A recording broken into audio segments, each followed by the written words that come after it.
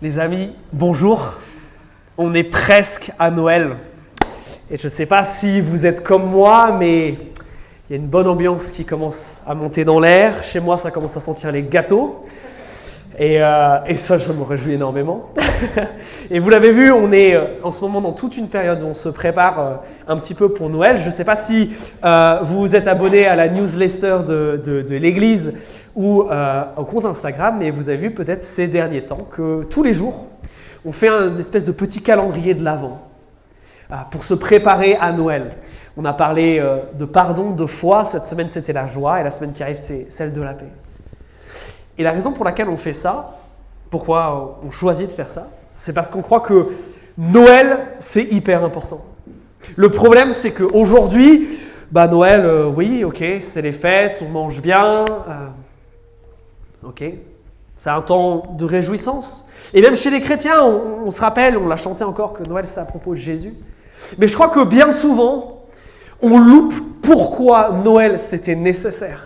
Pourquoi ce moment-là, dans notre histoire, dans notre humanité, il est tellement important. Il est fondamental. Il change tout ce moment. Et c'est ce que j'aimerais vous montrer aujourd'hui à travers d'un texte. Vous pouvez prendre vos Bibles. Ésaïe chapitre 63. Si vous n'avez pas de Bible, prenez votre téléphone, téléchargez une application où il y en a au fond de la salle, près de la carte. Parce qu'on va suivre ce que le prophète Ésaïe a à nous dire. Ésaïe chapitre 63. Et je veux juste vous donner un tout petit peu de contexte pendant que vous cherchez le passage dans vos Bibles. On est à un moment de l'histoire d'Israël où c'est catastrophique. C'est catastrophique. Le pays d'Israël séparé en deux. Il y a une guerre civile. Deux royaumes. Le premier, celui du nord, détruit, en ruine. Un autre royaume très puissant qui est au nord, qui s'appelle l'Assyrie, vient et casse tout. Et puis il y a le royaume du sud, celui où il y a la ville de Jérusalem qui survit tant bien que mal. Mais tout d'un coup, il y a la grande armée de Babylone qui arrive. Et là, rebelote. Tout est ruiné, tout est en ruine. Jérusalem est détruite, ses murailles à terre, le temple de Dieu cassé. La population déportée en esclavage. C'est dans ce contexte que Ésaïe va dire les mots qui suivent. Et vous allez voir, on va étudier une prière qui fait où il y a tout qui remonte à la surface, où il y a de la colère, où il y a de la peur, où il y a de la tristesse, où il y a beaucoup d'émotions. On commence à lire Ésaïe chapitre 63, je commence au verset 15. C'est Ésaïe qui parle. « Regarde du ciel et vois, de ta résidence sacrée et splendide, où sont ta passion jalouse et ta vaillance, ta compassion, le frémissement de tes entrailles, tout cela se refuse à moi. Pourtant, c'est toi qui es notre Père. Ce n'est pas Abraham qui nous a distingués. Ce n'est pas Israël qui nous a reconnus. C'est toi, Seigneur, qui es notre Père, notre Rédempteur. Tel est ton nom depuis toujours. Pourquoi, Seigneur, nous fais-tu errer loin de tes voies? Pourquoi nous fais-tu refuser obstinément de te craindre? Reviens à cause de nous, tes serviteurs, pour les tribus qui constituent ton patrimoine. Ton peuple saint n'a pris possession du pays que pour peu de temps. Nos ennemis ont foulé ton sanctuaire. Nous sommes depuis toujours comme ceux que tu ne gouvernes pas, sur qui ton nom n'est pas proclamé. Ah, si seulement tu déchirais le ciel, si tu descendais, les montagnes crouleraient devant toi. Comme s'allume un feu de forge, comme s'évapore l'eau qui bouillonne, tes ennemis connaîtraient ton nom. Et les nations trembleraient devant toi. Lorsque tu fis des choses redoutables que nous n'espérions pas, tu descendis et les montagnes croulèrent devant toi. Jamais on n'a appris ni entendu dire, jamais l'œil n'a vu aucun Dieu à part toi. Aucun qui agisse pour ceux qui l'attendent. Tu allais à la rencontre de celui qui était content d'agir selon la justice. De ceux qui se souvenaient de tes voies, par qui de tout temps nous étions sauvés. Mais tu t'es irrité parce que nous avons péché. Nous sommes tous devenus comme impurs. Et tout ce que nous faisons pour la justice, c'est comme un vêtement souillé. Nous sommes tous flétris comme des feuilles mortes et nos fautes nous emportent comme le vent. Il n'y a personne qui invoque ton nom, qui s'éveille pour s'attacher à toi. Car tu t'es détourné de nous et tu nous as laissés fondre à cause de nos fautes. Pourtant, Seigneur, tu es notre Père. Nous sommes l'argile, tu es notre potier. Nous sommes tous l'œuvre de tes mains. Ne t'irrite pas à l'extrême, Seigneur. Ne te souviens pas toujours de la faute. Regarde, s'il te plaît, nous sommes tous ton peuple. Tes villes sacrées sont devenues un désert. Sion est devenu un désert. Jérusalem, un lieu dévasté. Notre maison sacrée et splendide, où nos pères célébraient tes louanges, est devenue la proie des flammes. Tout ce que nous avions de précieux a été ruiné. Devant tout cela, Seigneur, te contiendras-tu? Vas-tu te taire et nous affliger à l'excès? Je m'arrête là. C'est pas la joie, c'est le moins qu'on puisse dire. Au travers de ce texte aujourd'hui, je veux que nous puissions comprendre pourquoi, en tant qu'humanité, nous avons besoin de Noël. Et pourquoi toi, individuellement, tu as peut-être cette semaine et cette année, toi aussi besoin d'un Noël particulier dans ta vie. Et pour ça, on va commencer. Quels sont les grands problèmes que Ésaïe voit? Eh bien, le premier, c'est les versets 15 et 16, regardez. Premièrement, le prophète est en train de se lamenter, il est en train de pleurer, il n'est pas bien, parce qu'il a l'impression que Dieu ne l'aime plus, n'aime plus le peuple d'Israël, et il utilise un vocabulaire intéressant quand il interpelle Dieu. Regardez, où sont ta passion jalouse et ta vaillance, ta compassion, le frémissement de tes entrailles? Ton cœur est-il donc retenu de frémir de tendresse dans une autre version? Et dans une autre, que sont donc devenus ton amour passionné et ta puissance? Ça, on s'attend à trouver ça dans une chanson d'amour, pas tellement dans la Bible à la base. Vous avez vu les mots qu'il utilise pour parler de Dieu, là, Ésaïe? C'est des mots qui sont quand même très forts, non? Ésaïe, il s'étonne parce que il sait que ça, c'est le caractère de Dieu. Et pourtant, là, Dieu, il ne le reconnaît pas. Dieu, il est comme lointain. C'est comme s'il avait brisé sa relation avec Israël. Parce que tout cet amour, cette tendresse colossale qu'a Dieu, c'est comme si elle était plus visible. Cet amour-là, vous savez, celui qui a délivré le peuple d'Israël de l'esclavage, celui qui lui a fait gagner des batailles qui étaient ingagnables, cet amour-là qu'il a béni au point de faire de cette toute petite nation un très grand pays. Ça, c'est l'amour de Dieu. L'amour de Dieu qui a pardonné tellement et tellement et tellement de fois Israël. L'amour de Dieu qui est tellement fort que Dieu s'est dit, la barrière entre le ciel et la terre, elle est trop grande. Moi, je ne veux pas ça. Vous allez me construire une maison, un temple pour que j'habite avec vous. Et dans ce temple, moi, je serai physiquement. Il y aura ma présence, il y aura ma gloire. Parce que je vous aime tellement que je veux être avec vous. Et Ésaïe, quand il contemple le pays d'Israël en ruine, quand il voit la population déportée, Ésaïe se dit, mais tu es où, Dieu? Comment ces deux réalités, elles sont conciliables? Comment le Dieu qui nous a délivrés, qui nous a fait tellement de bien, il peut laisser tout ça arriver? Je ne comprends pas. Et peut-être, c'est ce que tu vis en ce moment. Peut-être que toi, de la même manière qu'Ésaïe en ce moment, c'est pas la joie. Peut-être que Noël, pour toi, c'est pas un temps de fête qui approche. C'est un temps qui te stresse. Peut-être que comme Ésaïe, tu te dis, mais Dieu, dans ma vie, tu as fait tellement de choses incroyables, tu as fait des miracles. Tu m'as guéri, tu m'as sauvé. Tu m'as donné la paix dans des moments où j'étais en stress. Tu as fait tout ça. Et là, je ne te vois pas. Et là, j'ai peur et je ne comprends pas. Et je suis comme Ésaïe. Alors, avant d'en arriver à la solution d'Ésaïe, il va exprimer d'autres choses. D'autres choses qui rendent sa situation compliquée et qui rendent Noël nécessaire. Premièrement, Dieu est loin, on vient de le voir. Mais deuxième chose, et c'est ce qu'il dit au verset 17 et 18, il ne comprend rien à ce que fait Dieu. Ésaïe, il est perdu. Il n'arrive pas à raisonner et à comprendre Dieu. Alors bien entendu, si Dieu est Dieu, nos petits cerveaux ne peuvent pas arriver à le comprendre pleinement, on est d'accord là-dessus. Mais on a un Dieu qui aime dire qu'il est, on a un Dieu qui aime parler, on a un Dieu qui aime se révéler, et c'est pour ça qu'il nous a laissé entre autres une Bible. Et dans ce qu'il nous a laissé, normalement, Dieu, il est plutôt clair, il est plutôt cohérent.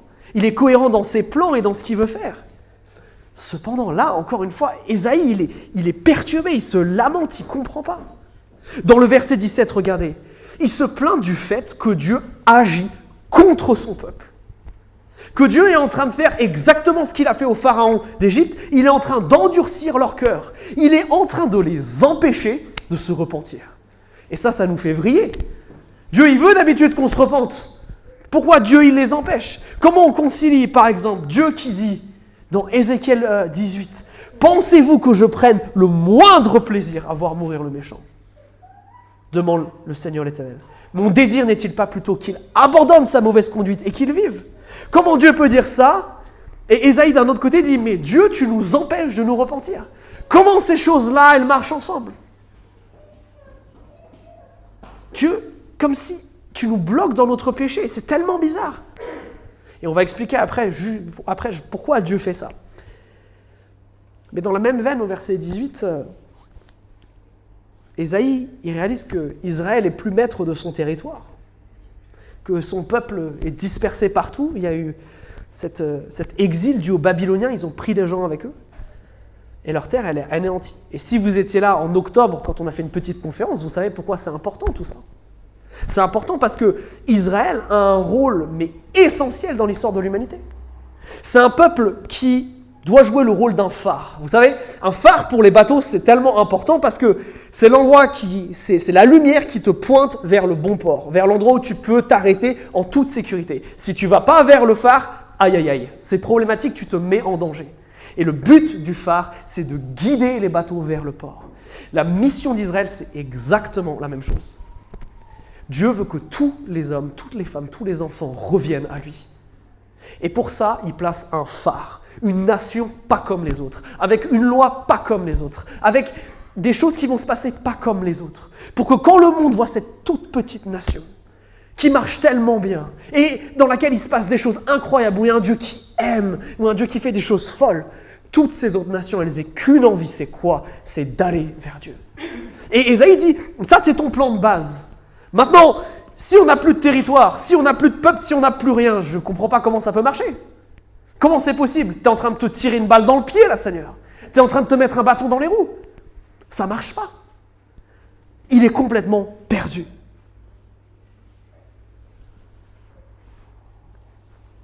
Alors, Ésaïe adresse une dernière complainte. Il y a une troisième chose. Il y a un troisième grand problème. Et ça, c'est un peu de sa faute, un peu de leur faute. Regardez le début du verset 19, là. Ça, il dit, il y a un autre grand problème. C'est que le peuple de Dieu, Israël, se comporte pas comme le peuple de Dieu. Le peuple de Dieu ne vit pas comme il devrait vivre. Il ne se comporte pas comme il le devrait.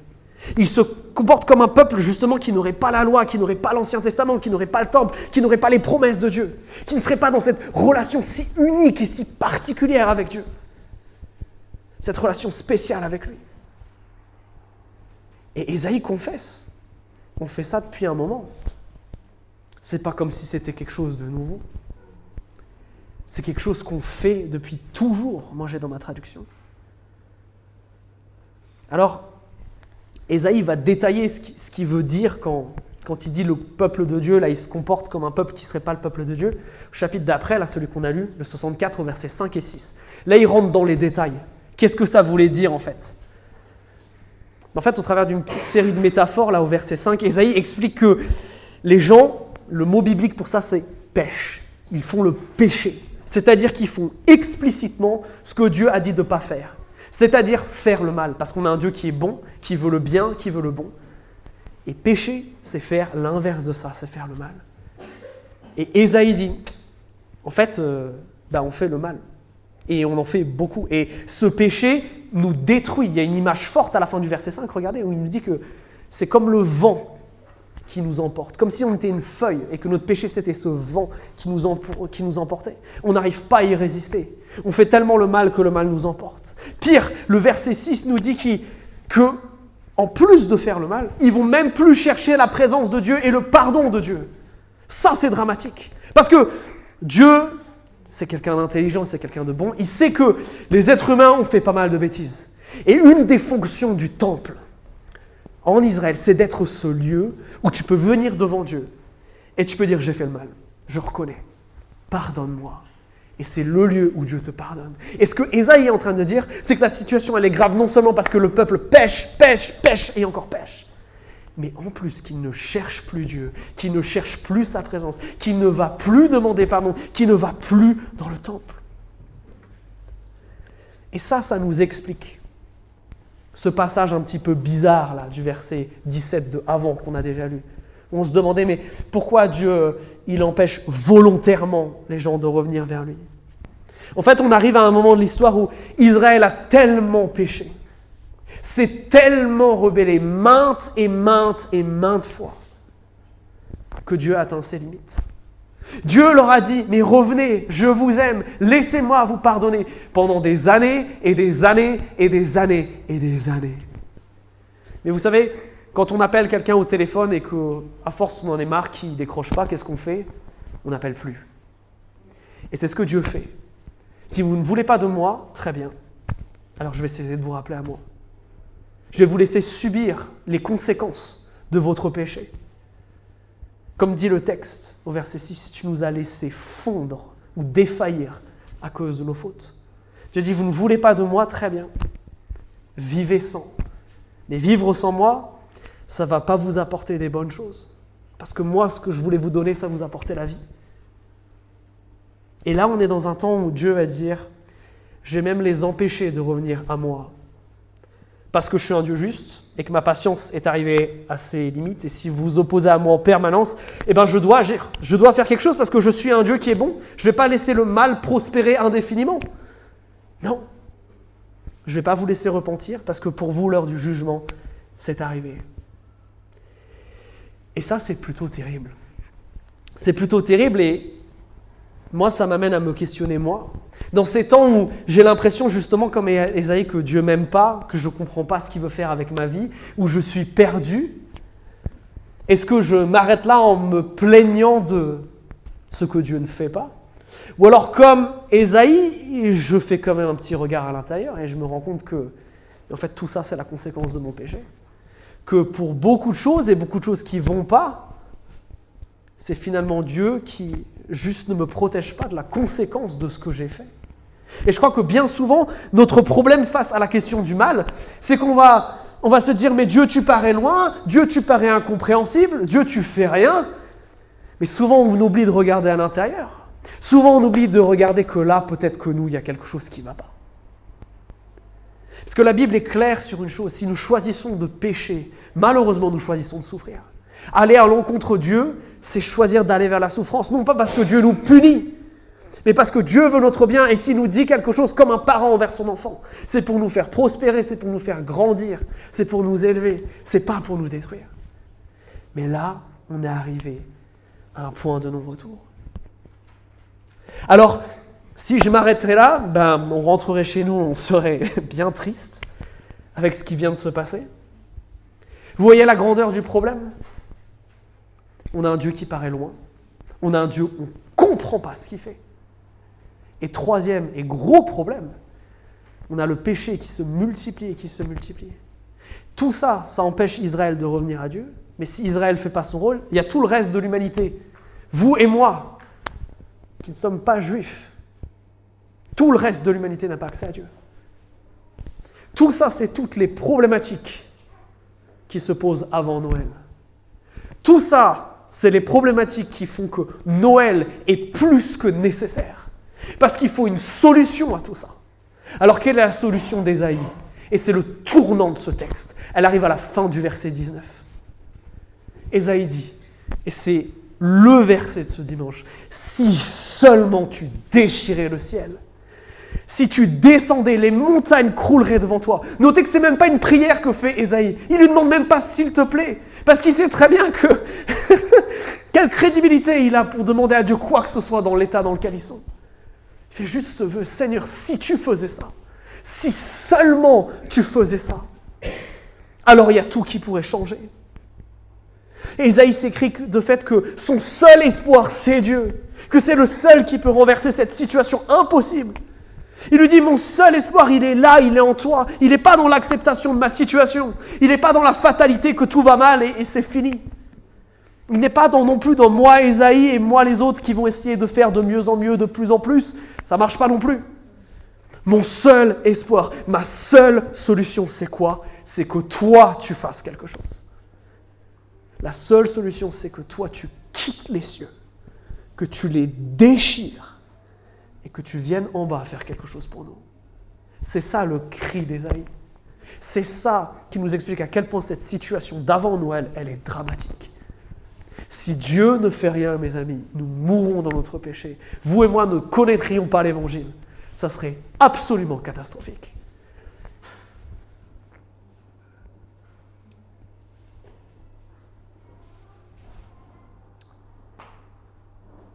Et Ésaïe, il est dans cette posture où il dit simplement à Dieu, viens, parce que quand tu viens, justement, c'est incroyable. Parce que quand tu viens, c'est comme si le ciel se déchirait.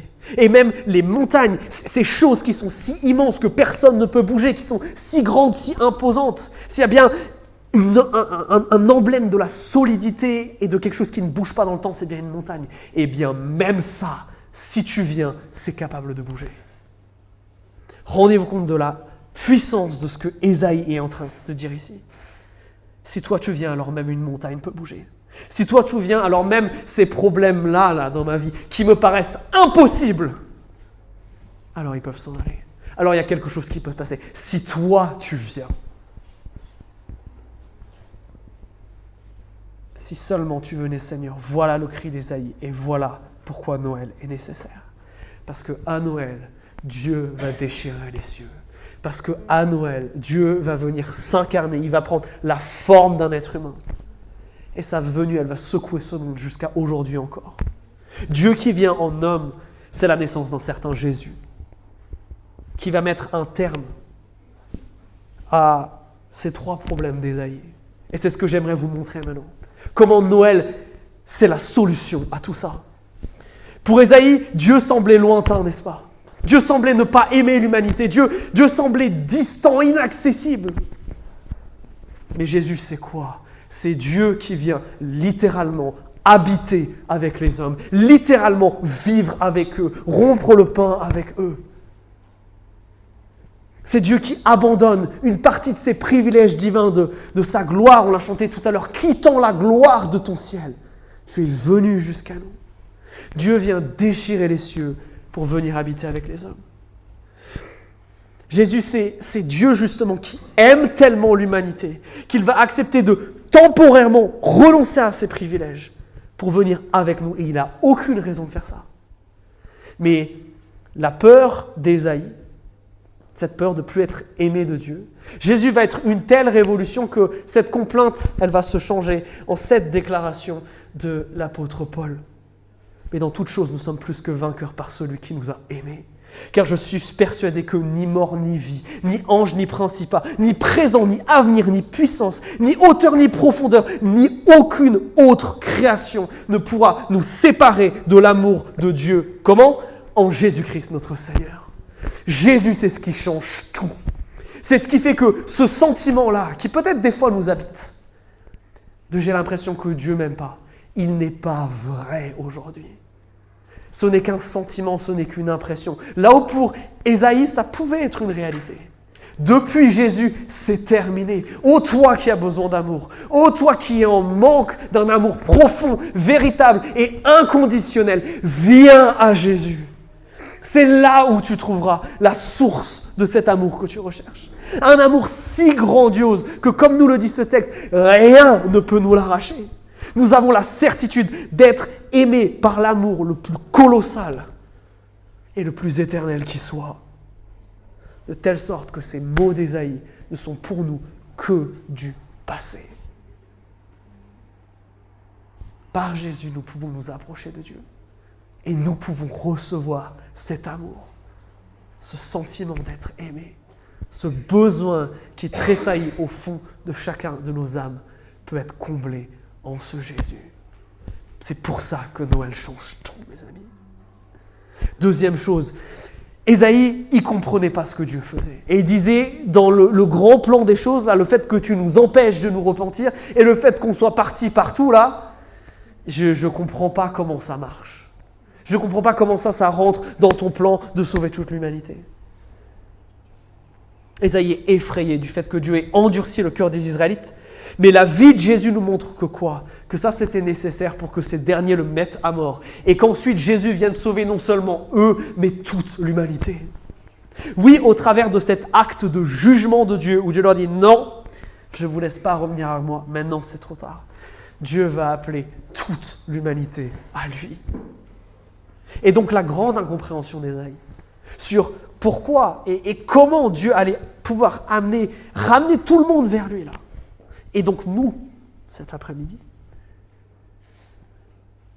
cette question-là, elle est répondue.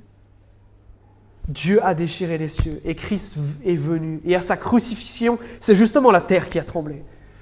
Pour que cet acte de sacrifice à la croix, par cet acte-là, nous puissions tous, qui que nous soyons, où que nous soyons sur terre, nous approcher de Dieu.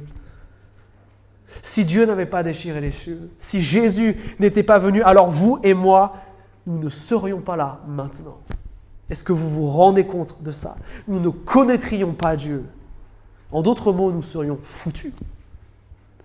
Nous n'aurions aucune lumière, aucun phare qui nous pointerait vers Dieu. Nous serions dans une situation même pire que celle des Israélites, sans espoir, sans perspective. Mais à Noël, tout change. Et c'est ce que Paul exprime ici dans Éphésiens 2. Il nous parle à nous, les non-juifs. En ces temps-là, vous étiez sans Messie. Vous n'aviez pas le droit de faire partie du peuple d'Israël. Vous étiez étrangers aux alliances conclues par Dieu pour garantir sa promesse. Sans espérance et sans Dieu dans le monde. Ça fait lourd. Mais maintenant, par votre union avec Jésus-Christ, vous qui autrefois étiez loin, vous êtes proches grâce au sacrifice de Christ. C'est colossal. C'est colossal ce que Paul nous dit là. Vous et moi n'avions aucun espoir. Comme il dit, nous étions sans espérance et sans Dieu, jusqu'à ce qu'un certain Jésus vienne à Noël. Et là, ça change tout. Là, n'importe qui, du plus petit au plus grand, peut rencontrer Dieu, peut lui parler, il peut se rendre accessible. Et alors ce peuple de Dieu, qui semble être dispersé et anéanti, qu'est-ce qu'on en fait de celui-là? Eh bien, il y a une partie qui est revenue en Israël après, mais il y a une autre partie qui a continué à se disperser dans le monde.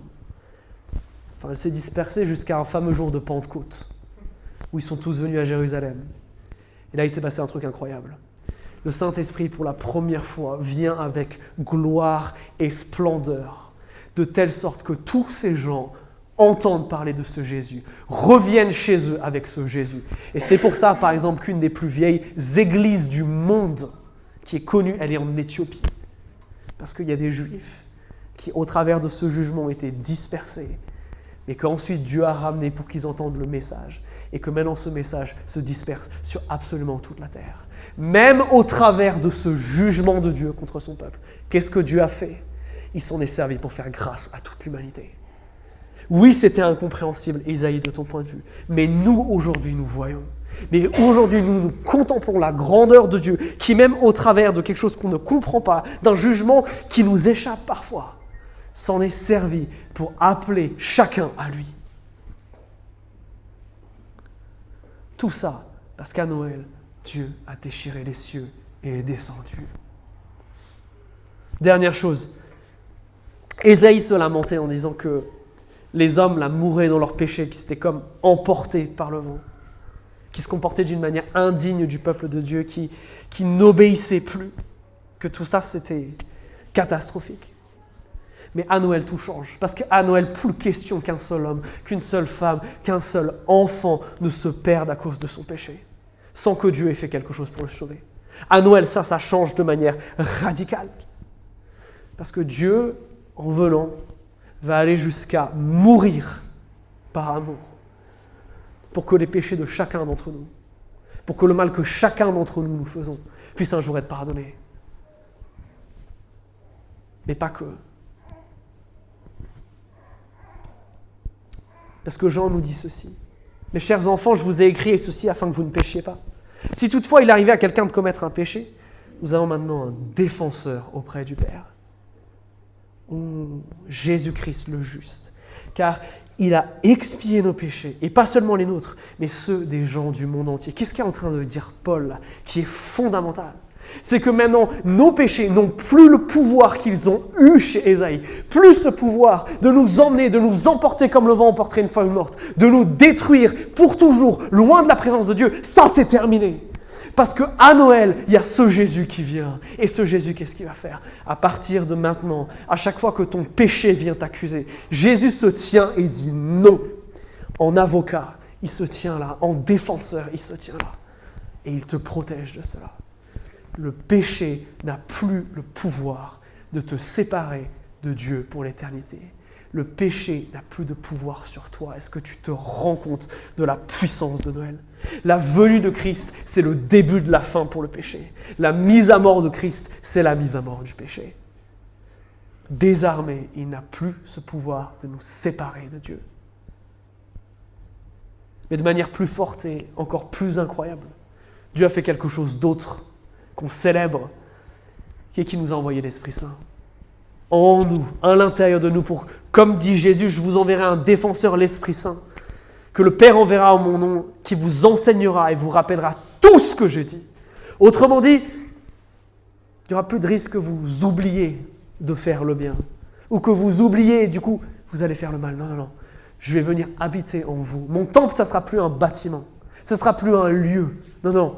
Mon temple, ça sera vous en tant que communauté. Et je vais venir dans chacun d'entre vous. Et je vais vous parler. Et je vais vous parler de telle sorte que vous sachiez toujours ce que je veux que vous fassiez. Ça, c'est ce que Dieu a fait à Noël. Est-ce qu'on se rend compte, du coup, à quel point Noël change notre histoire en tant qu'humains? Sans Noël, nous sommes finis. C'est pour ça que Noël, c'est un temps de joie. C'est pour ça que Noël, c'est un temps de fête. C'est pour ça que tous les chants là qu'on a chantés, il y avait cette inclinaison on avait besoin d'aide, il y avait de la souffrance, il y avait ces choses-là. Mais maintenant, Noël! Parce que Noël, c'est ce moment où Dieu vient délivrer. Parce que c'est pour nous, c'est censé être ce temps de joie où Dieu fait des choses absolument incroyables. La question pour toi, c'est est-ce que tu as besoin d'un nouveau Noël aujourd'hui? Est-ce que tu es dans une période de ta vie où Dieu, il me paraît loin, Dieu, je ne le comprends pas, Dieu, il me paraît inaccessible et je ne sais pas quoi faire? Fais comme le prophète Ésaïe. Demande-lui, viens, parce que maintenant que Jésus est venu une première fois, alors tout change. Alors tout change. Et c'est ce que ce verset, il est tellement central que tout le discours d'Ésaïe va changer. Si vous regardez le chapitre 64 qu'on a lu tout à l'heure, au verset 1, Ésaïe va réaliser, mais si Dieu vient, alors même ses ennemis trembleront devant lui. Rien ne pourra l'arrêter. Rappelez-vous quand Jésus est né. Le roi Hérode, qu'est-ce qu'il a essayé de faire? Mettre à mort tous les bébés. T'as pu arrêter Jésus. Jésus est mort exactement au bon moment, ni avant ni après. Rien n'a empêché le plan de Dieu, parce que quand Dieu vient, Dieu est inarrêtable. Si Dieu vient dans ton problème, si Dieu vient dans la chose à laquelle tu penses, Dieu est inarrêtable. Plus que ça, versets 2 à 4 là. Ésaïe développe que, mais en fait, Dieu, son caractère, il est constant. Dieu, c'est le même. Dieu qui a fait ces miracles et ces grandes choses en Égypte pour nous, il peut encore les faire aujourd'hui.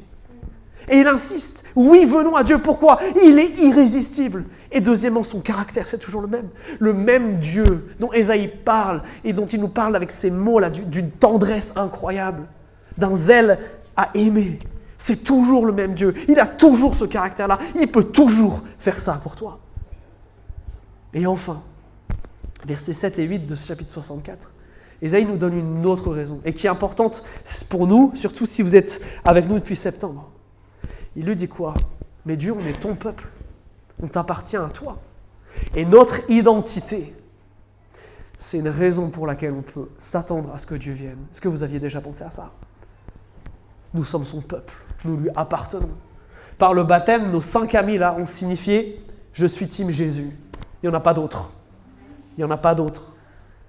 Mais ça vient avec un bénéfice immense, qui est celui qu'on peut s'adresser à ce Dieu-là.